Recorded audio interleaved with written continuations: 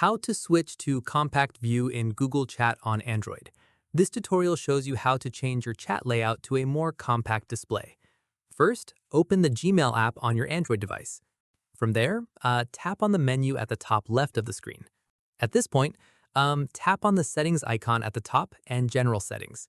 From there, scroll down and look for conversation list density. In the next step, select compact view from the available options. From there, your chat list will immediately update to show conversations in a more condensed format with smaller previews. Once done, go back to your main chat tab to confirm the compact layout is now applied. Keep in mind, compact view simply adjusts how much space each conversation takes up in your list. It does not change any of the actual chat functionality or features. And that's it. If this guide helped you switch to compact view in Google Chat, give it a like, subscribe for more Android tutorials, and tap the bell icon for updates. See you in the next one.